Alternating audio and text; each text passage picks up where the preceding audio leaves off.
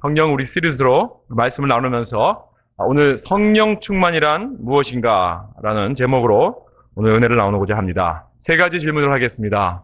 성령 충만에 대해서 세 가지 질문을 하겠는데, 성령 충만이란 뜻이 무엇입니까? 우리가 성령 충만 많이 말을 하고 있습니다. 기도에도 우리가 많이 한 도중에 기도에도 올리고 있습니다. 성령 충만하게 주시옵소서. 도대체 무슨 뜻입니까? 그리고 또 내가 성령 충만한지 어떻게 압니까? How do I know I am filled with the Holy Spirit? 그리고 어떻게 하면 그럼 성령 충만을 받습니까? 이 세 가지를 놓고 오늘 성령 충만에 대해서 말씀을 나누겠습니다. 우리 18절로 한번 가보겠습니다. 우리 18절 보면은 술 취하지 말라 이는 방탕한 것이니 오직 성령의 충만을 받으라. 이건 명령입니다. 이건 suggestion이 아니고 그렇게 했으면 좋겠다 이런 것이 아닙니다. 하라 이것입니다. 이건 명령입니다. 도대체 바울은 근데 여기에 왜 술 취함을 떠올렸을까요? 성령 충만함과 술 취함과 무슨 상관이 있길래 술 취하지 말고 대신 성령 충만을 받으라. 그러한 질문을 할 수 있겠습니다. 어쩌면 이 성령 충만과 술 취함이 흡사할 수가 있지 않나 생각을 해봅니다. 그렇습니다. 둘이 비슷한 점이 있습니다. 술 취함과 성령 충만은 비슷한 점이 있습니다. 그러나 또한 전혀 다른 점도 있죠. 왜? 술 취함은 우리 크리스찬은 하면 안 되는 거 아닙니까? 그렇죠? 우리 크리스찬들은 술 취하면 안 됩니다. 그건 원하는 것이 아닙니다. 그러나 대신 성령 충만을 원하는 것입니다. 왜? 그것이 하나님 아버지의 뜻이고 명령이기 때문에 우리는 성령 충만을 받기 원합니다. 그렇게 해야 됩니다. 만약 그게 뭔지 모르고 받는 게 상관이 없다면은 그러면 내가 정말 크리스찬인가 의문을 해야 되죠. 성령 충만을 받아야 됩니다. 술 취함 받는 게 아니고 성령 충만을 받아야 됩니다. 그래서 이게 완전히 다른 점이 있어요. 그래서 오늘 보면 이 성령 충만과 술 취함에 비슷한 점과 다른 점이 있습니다. 한번 우리가 비교하면서 또 대조해 볼 수 있습니다. 자, 그럼 술 취함과 성령 충만이 어떻게 비슷한가 먼저 보겠습니다. 여러분 성경에 보면은 성령 충만한 모습을 보고 술 취한 것으로 이렇게 착각해서 말한 경우가 있습니다. 혹시 어딘지 아세요? 기억하십니까? 분명히 성령 충만한 그런 모습이었는데 술 취했다고 막 놀렸어요. 기억하십니까? 네, 그렇습니다. 오순절날. 오순절날. 이 사도행전 2장에 보면은 성령께서 임하셨죠, 오순절날. 그랬을 때, 그 12절에 보면 그랬습니다. 다 놀라며 의혹하여 서로 가로되 이 어찌 일이냐 하며 또 어떤 이들은 조롱하여 가로되 저희가 세술에 취하였다 하더라. 그랬습니다. 그러니까 예수님의 제자들이 한 곳에 모여서 성령이 이제 임하셔서 그들의 성령 충만함을 받았다고 했습니다. 그러니까 일어나는 현상이 뭐였냐면은 각 여러 나라 방언을 막 하는 거예요. 거기에 모였던 모든 사람들의 여러 부분에서 여러 지역에서 온 사람들의 그 나라들 방언을 막 하는 것입니다. 분명히 그 나라 말로 하나님의 영광을 선포하고 복음을 전했을 것입니다. 하나님의 그 위대하심을, 그리고 하나님의 그 놀라운 그 선하신 거, 위대하심을 마구 그 나라 말로 갑자기 이 성령 충만함을 통하여서 이제 방언을 받아서 그 나라 말로 막 하니까 다들 여러 사람들이, 여러 군데에서 온 사람들이 우리말을 하는데 하나님을 찬양하고 또 전도하는 말, 복음의 말, 이런 말들을 막 하는 것을 보고 얼마나 놀란지 몰라요. 그런데 그 사람들의 모습들이 기쁨이 넘쳤습니다. 담대했습니다.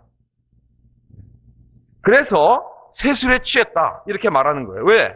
사람들이 보통 술에 취하면은 기뻐하고 담대해지고 용기가 납니다.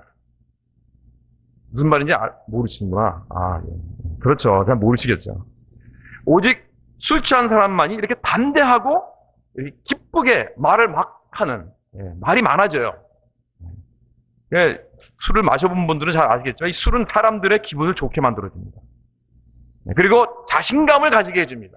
그래서 이 남자들이, 청년 남자가 여자한테 사랑을 고백하고 싶은데 도저히 자신이 없을 때 한 잔 탁 하고 이렇게 말을 하는 경우가 있다고 해요. 뭐 여러분도 혹시 그런 경우 해보는지 모르겠지만.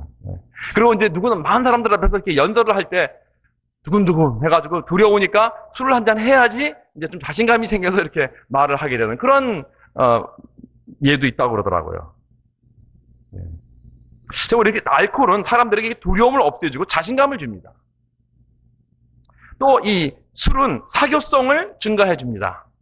아무래도 이게 좀 용기가 나고 말이 많아지니까 아무나 붙잡고 막 할 말 못할 말 잘 하는 거예요. 네, 그렇게 됩니다. 그래서 술은 이렇게 이런 사교성을 이렇게 도모해주고 또 걱정 근심을 없애줍니다. 그냥 모든 게 다 좋은 거예요, 그냥. 네. 여기까지는 좋은 것 같아요. 그런데 술의 그 나쁜 점이 있죠. 네. 술은 이 술에 취하게 되면 판단력을 흐리하게 합니다. 그렇기 때문에 술 취해가지고 운전하면 안 되지만 판단력이 없으니까 사고 나죠. 네. 그래서 제가 어려서 우리 아버지가 이제 술을 드셨을 때, 네, 이렇게 술을 드실 때 항상 제가 필요한 걸 가져가서 얘기합니다. 나 돈 주세요. 나 필요해요. 그러면 다 무조건 예스입니다. 무조건 예스. 네, 술에 좀 취했을 때 성적표 가져가면 빨리빨리 사인해주세요. 그러면 뭣도 모르고 그냥 사인해주세요. 네. 그러니까 우리가 술에 취하게 되면은 판단력이 없어져요. 네.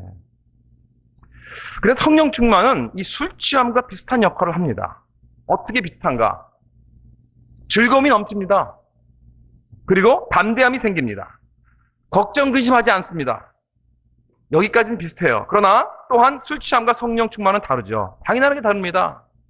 네, 어떻게 다른가? 여러분, 다른 점이 여기입니다. 술 취하면 왜 이렇게 담대하고 용감하고 즐겁게 하고 기쁘게 되는지 아십니까? 여러분, 알코올은 이 약 중에 진정제입니다. 억누르게 하는 거예요. 우리 뇌에 어떤 영향을 주면 저하게 합니다. 뇌를 누릅니다. 그래서 뇌세포를 쇠약시킵니다. 그렇게 되면은 뇌가 제대로 작동하지를 못해요. 그래서 현실을 제대로 보지 못하게 되는 거예요. 내가 지금 직면하고 있는 이 현실이 쇠약하게 보이는 거예요. 허리멍텅하게 보여요. 그러니까 자신감이 생기죠. 그거 뭐 제대로 보지 못하니까 자신감이 생기고 기뻐지는 것입니다. 내가 두려워했던 것들, 내가 나를 지체했던 것들 다 녹아버리듯이 없어지게 되는 것입니다. 그래서 자신감이 생기고 기분 좋은 느낌이 되고, 네?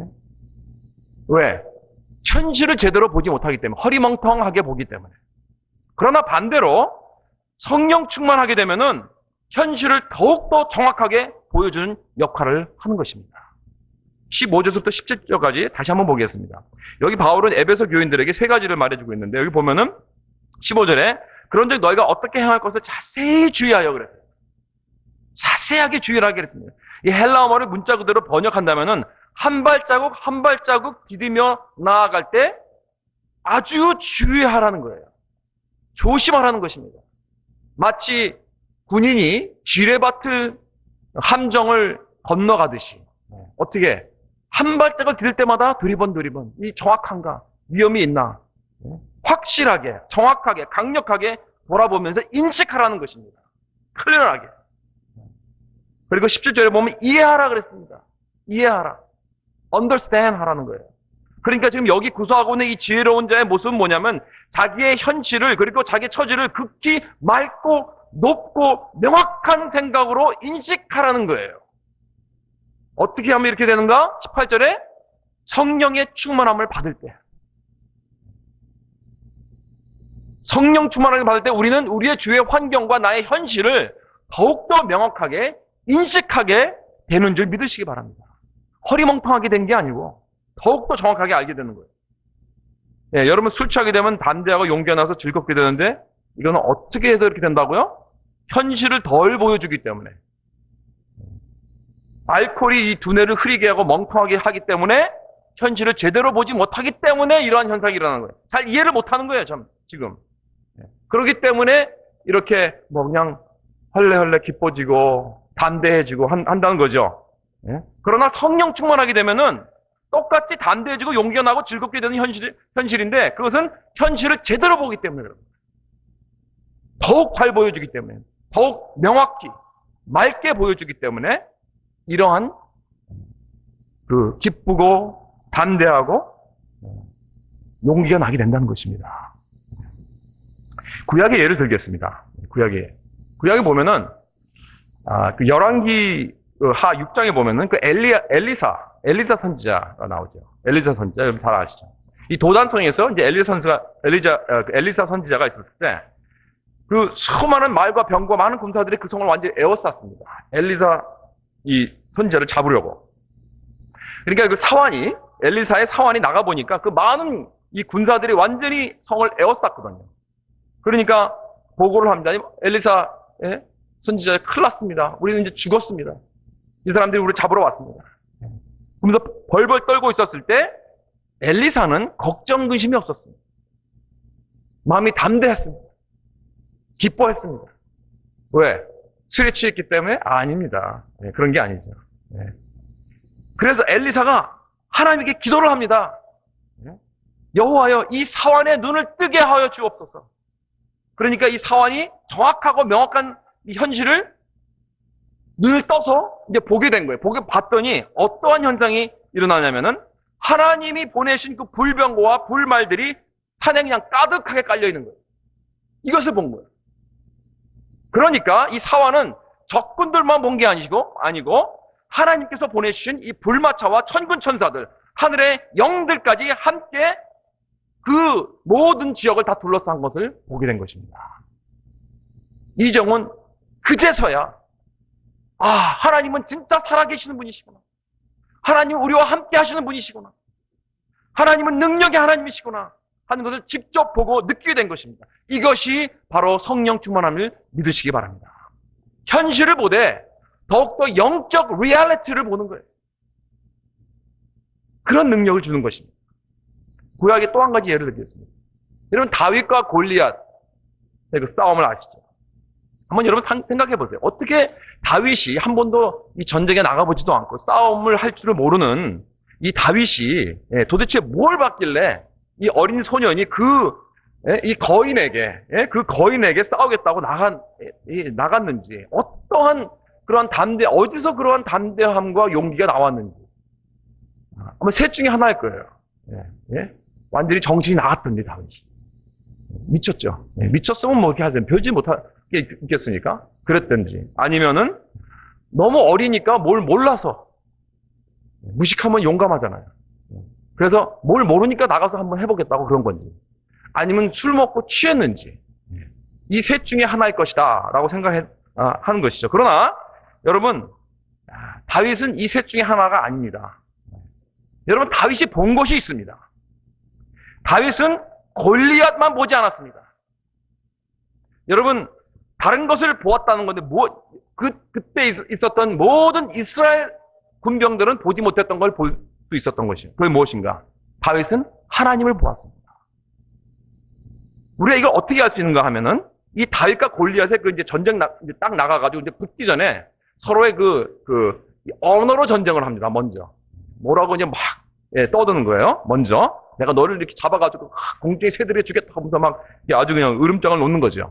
골리앗이 먼저 그렇게 나오니까 다윗이 뭐라고 대답을 하냐면 사무엘상 17장 45절에 보면은 다윗이 이렇게 선포를 합니다. 다윗이 블레셋 사람에게 이르되 너는 칼과 창과 단창으로 내게 오거니와 나는 만군의 여호와의 이름 곧 내가 모욕한 이스라엘 군대의 하나님의 이름으로 내게 가노라. 오늘 여호와께서 너를 내 손에 붙이시리니 내가 너를 쳐서 내 머리를 베고 블레셋 군대의 시체로 오늘날 공중의 새와 땅의 들짐승에게 주어 온 땅으로 이스라엘의 하나님이 계신 줄을 알게 하겠고 또 여호와의 구원하심이 칼과 창에 있지 아니함을 이 무리로 알게 하리라. 전쟁은 여호와께 속한 것인즉 그가 너희를 우리 손에 붙이시리라. 이 짧고도 파워풀한 이 선포 속에서 다윗은 만군의 여호와의 이름, 하나님의 이름, 여호와의 능력과 함께하심과 구원하심과 전쟁에 능하신 이 여호와, 이렇게 여호와 또는 하나님의 이름을 무려 6번이나 언급한 것입니다.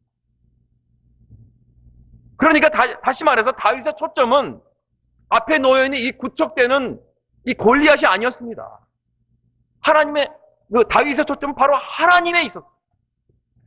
왜? 하나님의 이름에 능력이 있고 하나님의 이름에 승리가 있고 하나님은 백성을 도우시고 우리와 함께 하시고 전쟁은 하나님 것임을 선포하신 것입니다.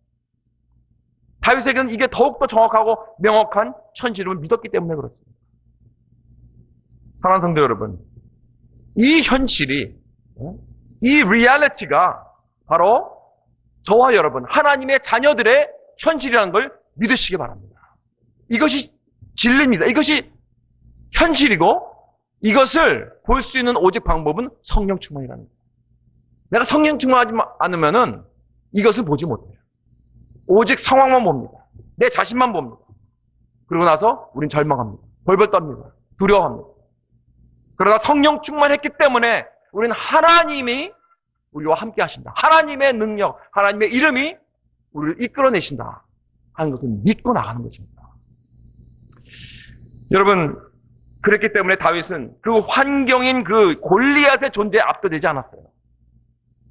하나님의 존재에 압도당한 것입니다. 나와 함께 하시고 나와 함께 계시고 나를 위해 싸우시는 하나님이 계시다는 걸 아주 생생하게 믿고 느끼는 것이 바로 성령 충만한 자의 모습인 줄 믿으시기 바랍니다. 여러분, 이것이 바로 우리의 모든 현실을 더욱더 정확하게 깨우쳐주고 보게 해주고 이해해주고 느끼게 해주는 것이 바로 성령의 역사입니다. 전에는 인생을 살아가면서 우리가 억누른 것이 있었죠. 우리를 근심 걱정하게 만드는 것들. 우리들의 골리앗이 있습니다. 여러분, 여러분의 골리앗이 누굽니까? 여러분 삶 속에 오늘날. 여러분 직장에 나가면은 프레셔 받으시죠. 뭐 버스인데 프레셔 받으시고 또 동료들에게 프레셔 받고 또 여러 가지 뭐 태스크 많이 있잖아요. 할 일. 데드라인에 프레셔 받고 그런 것들도 많이 있을 것입니다. 또 집에 들어오면은 또 아내에게 프레셔 받고 뭐 자녀들에게 프레셔 받고 또 여러 가지 이 생계를 꾸려나가야 되는데 어떻게 페이먼트 해야 되는 이런 여러 가지 재정적인 프레셔 받고 그래서 이런 것들에게 디프레스였지만은 여러분 성령이 충만하게 되면은 현실의 전체를 볼 수 있는 것이기 때문에 내가 지금 놓여 있는 상황만이 아니고 전체 그것이 리얼리티 영적인 것도 포함돼서 볼 수 있는 것이기 때문에 이런 육적인 것, 물질적인 것만 나를 압도하지 않습니다. 그걸 보지 않습니다. 영적인 모든 것을 볼 수 있기 때문에 하나님께서 나와 함께 하신다는 것을 우리가 보고 느끼고 체험하는 것입니다. 또한 반대로 전에는 나를 부풀게 하는 것들이 있습니다. 나를 자신만만하게 하는 것들이 있죠. 나를 이렇게 디프레스하고 억누르는 것뿐만이 아니라 나를 또 자신만만하게 하는 것. 내가 좀만 잘 되면은 내가 좀 잘 됐다면 하면은 내가 좀 더 성공하고 돈 좀 벌었고 그렇게 되면 우쭐대잖아요. 남들이 부러워하는 내가 직장을 가졌다든가 모든 상황이 잘 돼가면은 나를 부풀게 합니다. 자신만만하게 만드는 거예요. 그러니까 이런 착각과 환각 속에 살아가는 그러한 사람들. 그러나 내가 성령 충만하게 되면은 그런 것들이 나를 우쭐하게 만들지 않습니다. 왜냐하면 그런 것들이 리얼리티가 아니기 때문에. 왜? 하나님이 누구시고 하나님이 나를 위해서 무엇을 하셨다는 것이 내 인생의 중심이 되면은 다 은혜라고 생각하기 때문에 그렇습니다. 그렇기 때문에 나는 그것 때문에 우쭐대는 게 아니라 그저 감사한 것입니다. 하나님을 다 영광을 하나님께 돌리는 그러한 모습이 나에게 일어난다는 것입니다. 내가 성령 충만하게 되면. 왜? 그것이 현실이기 때문에. 그렇다면 성령 충만이란 여기 에베소 5장에 의하면 이 성령의 지배를 받는 것인데 이 하나님의 은혜와 사랑과 존재의 임재를 아주 고도적으로 인식하고 느끼는 것입니다. 그렇게 되면 내 삶 속에 어떠한 어려움이나 위험이나 걱정, 근심 내 삶을 이런 것들이 내 삶을 지배하지 못하고 오직 담대함과 용기와 기쁨이 넘치게 되는 그러한 상태로 우리는 바뀌어지는 것. 바로 이것이 성령 충만이라는 것입니다. 그래서 나의 어떠한 문제와 어떠한 환경도 내가 이길 수 있는 그러한 승리의 삶을 살 수 있게 되는 줄 믿으시기 바랍니다. 자, 그렇다면 두 번째로 내가 성령 충만한지 어떻게 합니까? How do I know I'm filled with the Holy Spirit? 성령 충만한 자의 마크가 무엇입니까? 여러분 성령 충만하면 뭐를 떠올리십니까? 주로 우리가 생각하는 건 성령 충만 그러면은 뭐 가슴이 막 뜨거워지고 막 얼굴이 막 뜨거워지고 막 방언이 막 터지고 뭐 그럴 수도 있겠죠. 이런 상태가 전혀 틀렸다는 것은 아니지만 여기 그 본문을 우리가 스택하게 보면 본문에 보면은 에베소의 본문에 나오니 성령 충만의 상태는 전혀 이런 어떤 그런 그냥 이 감정적인 현상이나 이런 밖으로 나타나는 어떤 이런 현상 이런 것을 말하지 않고 오히려 크리스천 이 성품을 표현하고 있습니다. 어떤 성품 표현? 자, 이것을 한번 세 가지로 볼 수 있습니다. 지혜와 겸손과 이 솟아오르는 기쁨. 어떠한 환경 속에서도 솟아오르는 이 치솟는 기쁨. 이 세 가지를 볼 수 있습니다. 여기 그 15절부터 17절까지 나오는 이 말씀은 이것이 무엇에 대한 말씀입니다. 이것은 지혜에 대한 것입니다. 지혜, wisdom. 그리고 지혜를 얻으려면 성령 충만해야 된다 하는 말씀입니다. 여러분, 지혜롭다 하는 것은 대개 무엇을 말하고 있나요?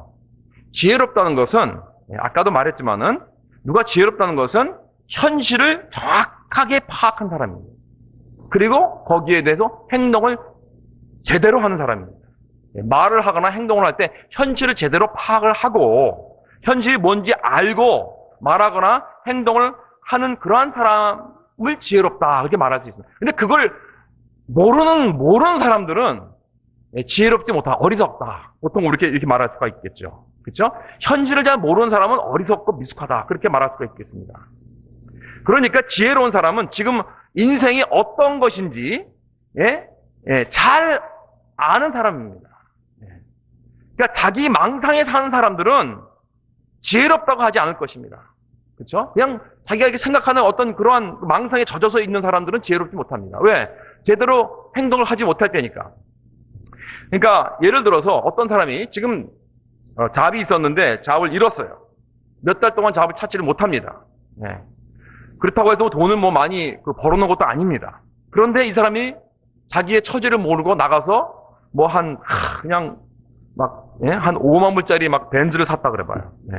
brand new. 네. 참 이런 것은 지혜롭다고 할 수 없습니다. 왜? 자기 현실에 지금 그런 것을 살 그런 형편이 아니니까. 그렇기 때문에 저 사람 참 지혜롭지 못하죠. 왜? 뭐 얻고 난 다음에 뭐 그러든지 지금 현재 그럴 게 아닌데 그렇게 생각할 수가 있죠, 우리가. 그래서 우리가 오직 성령이 충만하게 되면은 현실을 정확히 보기 때문에 지혜롭게 될 수밖에 없다는 거예요. 그 다음에 성령 충만하게 되면은 겸손하게 됩니다. 21절에 보면은 그리스도를 경외함으로써 피차 복종을 하고 그랬어.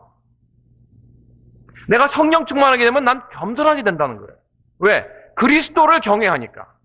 여러분, 성령님이 하시는 것 중 굉장히 중요한 게 있는데 그게 뭐냐면은 성령님은 항상 예수 그리스도를 포인트합니다. 예수 그리스도를 비추십니다. 성령의 비추는 역할을 하시는데 우리가 성경을 읽을 때 그것이 무슨 뜻인지 알게 하시기도 하지만은 성령님은 우리의 삶 가운데서 항상 예수 그리스도와 그 십자가를 비추게 하십니다. 이게 성령의 역할이에요. 예수 그리스도를 바라보게 하고 경외하고 포커스를 하게 하신다는 거예요. 예수가 높여지니까, 그러니까 내 삶 속에 예수가 높여지면 자연히 내가 겸손하게 되는 것이죠. 이거는요 항상 언제나 같이 가는 거예요.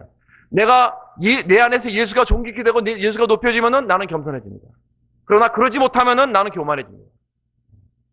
이 교만과 It all depends on 내가 예수를 높이느냐 아니면 그러지 못하느냐 여기에 달려있는 거예요. 그래서 성령 충만하게 되면은 절대 제 초점이 나에게 오지 않아요. 내가 얼마나 잘났고 이런 게 초점이 되지 않습니다. 성령 충만하게 되면 우선 예수님을 바라보게 하고 예수님을 경외하게 합니다. 그러니까 예수님이 높여지니까 자연히 우리 삶 속에 겸손해지고 잘난 체 하지 않습니다. 자기의 주장과 권위 내세우지 않습니다. 소위 여러분 성령 충만한 사람이 잘못 자칫하면은 교만해질 수 있어요. 왜냐하면 자기가 생각할 때 나는 성령 충만하지만은 왜 저 사람들은 그러지 못하는가? 그 사람들을 막 무시하고 무례히 행동하고 왜 자기같이 생각하지 못하고 왜 나 같은 열심이 없느냐 하고 무례하게 말과 행동을 할 수 있습니다. 이러한 무례한 행동은 성령 충만과 거리가 멉니다. 진짜 성령 충만했다면 그러지 않아. 남이 좀 믿음이 약하거나 그러지 못하다면은 인내하고 기다려주고 격려하고 겸손히 그를 위해서 기도합니다. 함부로 말하지 않습니다. 그래서 서로 겸손하게 대해줍니다. 그 다음에 성령 충만하게 되면은 치솟는 기쁨이 있습니다. 이런 기쁨은 그냥 들뜬 기쁨이 아닙니다. 그냥 물거품 같은 그냥 주위의 환경에서 확 오는 그러한 기쁨이 아닙니다. 영적 현실을 확실하게 붙잡는 데서 오는 기쁨입니다. 이 사도 바울이 고린도후서 6장에 잘 설명해 주고 있는데 이런 말씀이 있습니다. 10절에 보면 근심하는 자 같으나 항상 기뻐하고 가난한 자 같으나 많은 사람을 부유하게 하고 아무것도 없는 자 같으나 모든 것을 가진 자로다 그랬습니다. 이것은 지금 무엇을 말하고 있는 것입니까? 슬프지만 언제나 기뻐한다. 내가 모든 상황이 막 어렵고 슬프고 힘들고 고난밖에 없고 그런데 어떻게 기뻐한단 말이에요? 이게 어떻게 가능하다는 것입니까? 왜냐하면은 우리가 성령 충만하게 되면은 하나님의 형실을 아까 뭐라 그랬죠? 더욱 생생히 경험한다 그랬죠? 그 현실을 더욱더 우리가 생생히 알게 된다 그랬죠? 그래서 하나님을 더욱더 보게 되는 것입니다. 성령은 우리는 초점을 예수 그리스도 그리고 하나님께 초점을 맞추게 되기 때문에 하나님의 임재와 하나님이 우리와 함께 하신다는 것이 나와 지금 이 상황 속에서 그것이 지배하고 있다는 것을 느끼게 하신다는 거예요. 그래서 아무리 내 주위가 힘들어지고 어렵고 슬프고 이런 상황 속에서도 내 안에서부터 나오는 이 치솟는 기쁨은 막을 수가 없다는 것입니다. 반면에 이 세상에서 기쁨을 누리는 것은 어디서 오나요? 이 세상의 기쁨은 정신적인 어떤 그런 도취에서 오는 것이죠. 뭐 마약을 통한다든가 술 취함을 통한다든가 아니면 어떤 성취감이나 무슨 성공을 통해서 오는 그 기분 좋은 상태 이런 것이겠죠. 이런 모든 것들은 무엇을 보고 기분 좋은 것입니까? 내 자신을 보고 아니면 환경을 보고 그렇잖아요. 그러나 이게 다른 거예요. 성령 충만은 절대 자기 자신을 보게 하지 않습니다. 환경을 보게 하는 것이 아닙니다.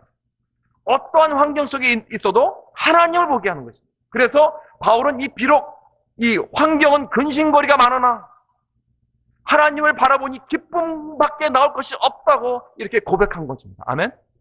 그래서 바울은 이 빌보 감옥 속에서도 얻어 터져 밤이 되어서 그 아주 어둡고 침울한 그러한 환경 속에서도 찬양이 나오고 찬송이 나온 거예요. 그러니까 놀라운 기적이 일어나죠. 그래서 성령 충만에서 나오는 이 기쁨은 마치 별과 같아요. 이 별이라는 건 밤이 어두우면 어두울수록 더욱더 밝게 빛나게 되는 것입니다. 여러분, 나의 기쁨과 행복, 이것이 진짜 성령 충만으로부터 나온 것인지 아니면 그냥 물거품 같은 그런 우리 환경이나 내 자신에서부터 나온 그런 기쁨인지 잠깐 있다 없어진 그런 기쁨인지 우리가 알 수 있는 방법은 이거예요. 이러한 어두운 환경 속에서 주위가 캄캄해질 때, 앞이 보이지 않을 때, 소망의 불이 마치 꺼져가는 듯한 그런 느낌이 될 때, 이러지도 못하고 저러지도 못하는 그런 꽉 막힌 처지에 있다고 생각이 될 때 말입니다. 그때 내 마음속에서부터 치솟는 기쁨이 있습니까? 그렇다면 그것은 성령 충만에서부터 나오는 것입니다. 그러나 내가 나의 기쁨이라는 것은 내가 잘 될 때 기쁘고 안 될 때는 그냥 불평불만이고 죽고 싶고 이런 것밖에 내가 경험하지 못한다면 아직 나는 성령 충만이 뭔지 모릅니다.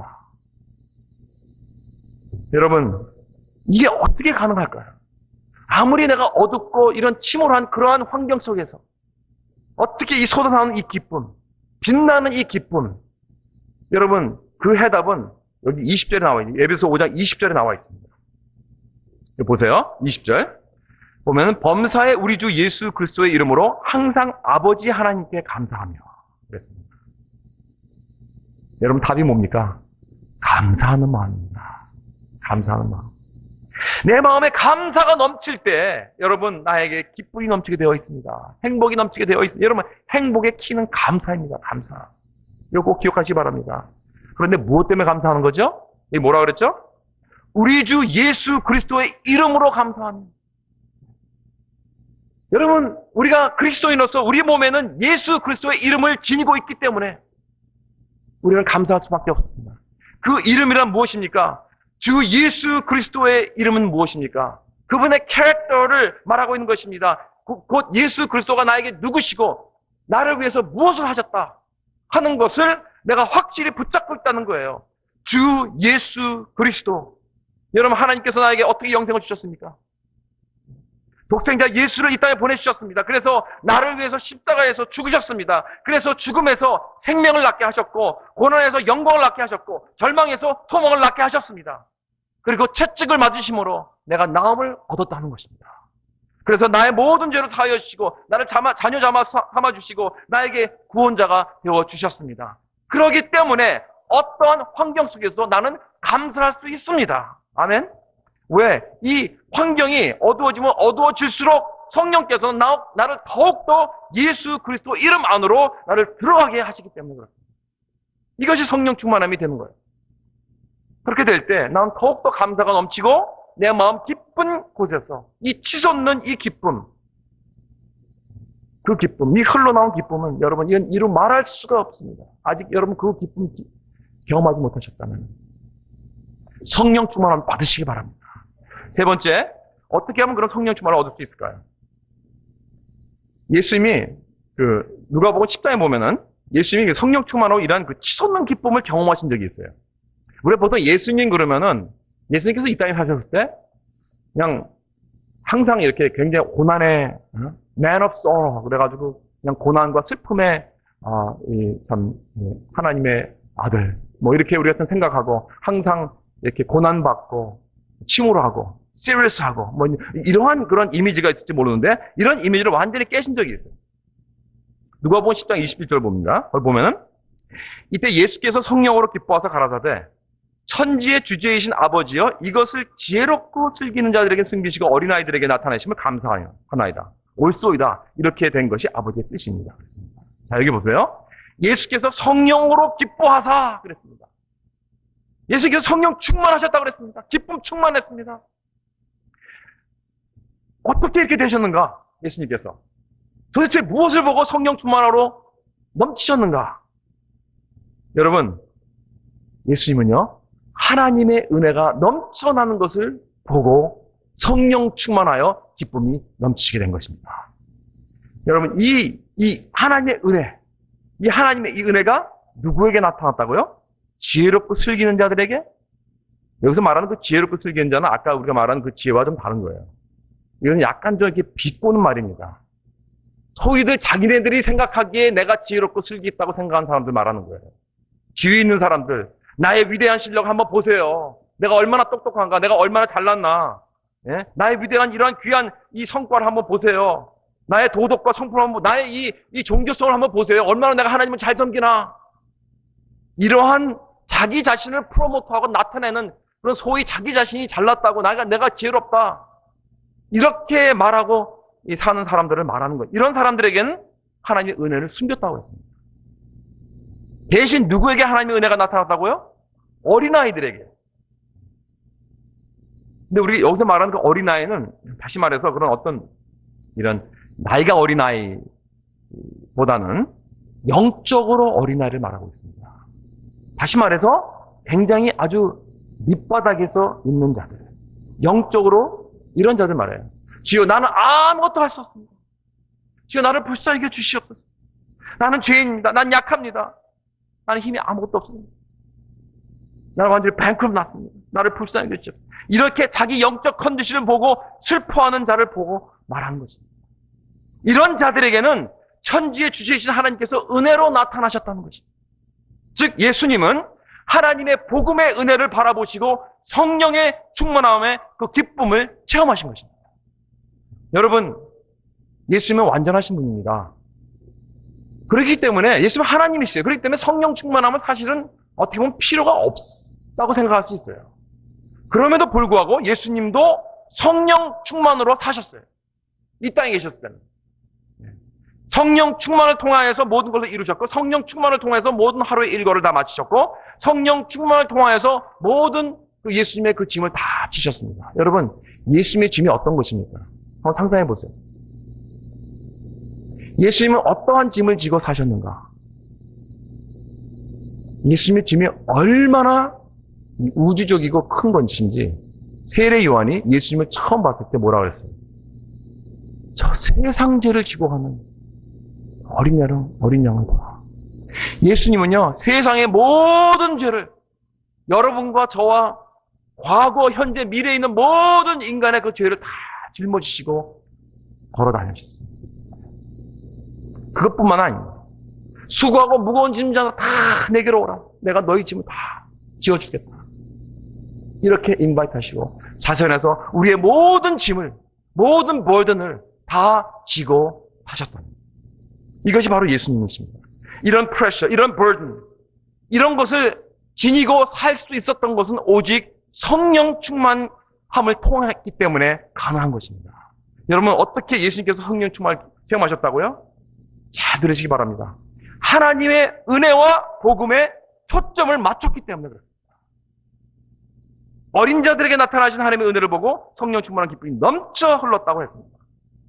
사랑하는 성도 여러분, 죽을 수밖에 없는 이 영혼이 하나님의 은혜가 나타나서 구원받고 회복받고 치유받고 다시 살아나는 그런 놀라운 복음의 능력을 보고 체험하게 되면요, 그리고 성령 충만의 그 기쁜 놀라운 그 기쁨이 넘쳐 흘러나게 되면은 우리는 은혜의 초점이 바로 성령 충만에 맞춰진 것입니다. 예수님이 오기 전에 벌써 1000년 전에 이스라엘의 그 한 왕의 간절한 기도를 한번 들어보시기 바랍니다. 시편 51편 11절을 한번 보면은 이런 말씀이 있어요. 나를 주 앞에서 쫓아내지 마십니다. 주의 성령을 내게서 거두지 마소서. 이게 누구의 말씀이죠? 누구의 기도죠? 다윗의 기도입니다. 이 다윗 왕은요, 이루 말할 수 없는 그러한 죄를 졌습니다.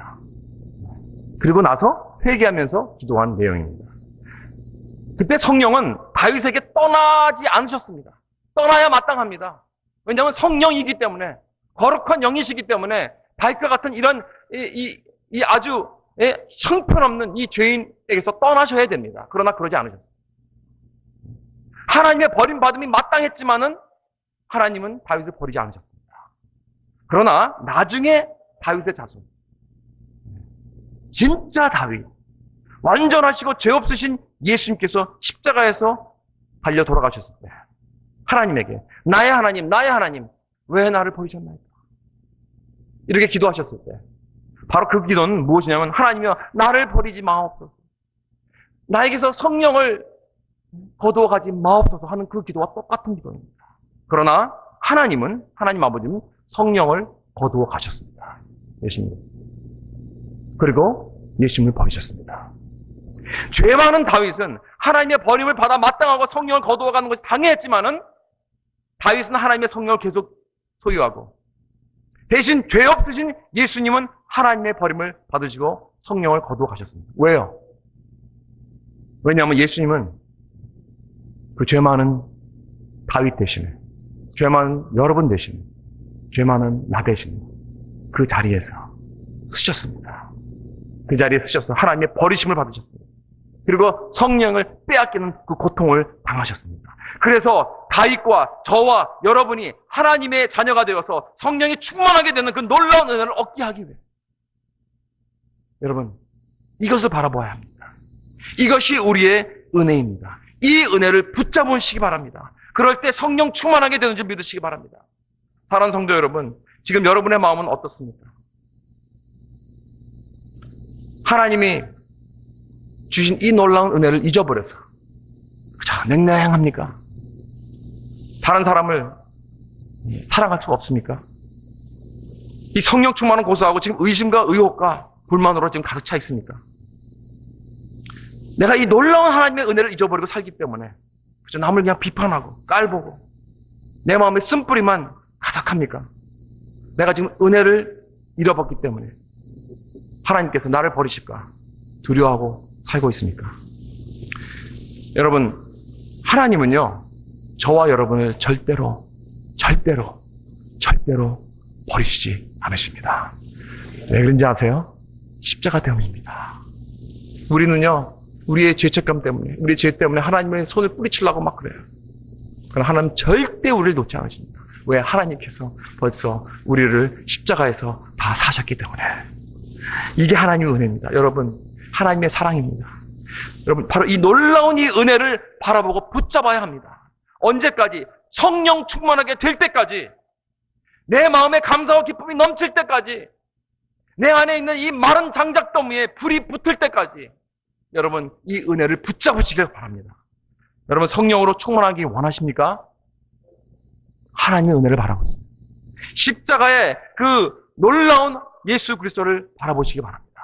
죽어 마땅한 이 죄인을 살리는 오직 복음의 능력을 생각하시기 바랍니다. 그때 내 안에 성령이 충만하게 되면서 현실을 아주 선명하게, 완전하게, 제대로 볼 수 있는 지혜가 생기게 되는 것입니다. 주님 앞과 모든 성도들 앞에서 우리는 겸손하게 될 것입니다. 구원의 감사가 넘쳐 흐르게 될 것입니다. 그리고 주님의 나와 함께 하시는 그런 놀라운 기쁨이 넘쳐 흐르게 될 줄 믿습니다. 사랑하는 성도 여러분, 성령을 받으십시오. 성령 충만하십시오. 오직 그 길이 승리의 길인 줄 믿습니다. 우리 다 같이 기도하시겠습니다.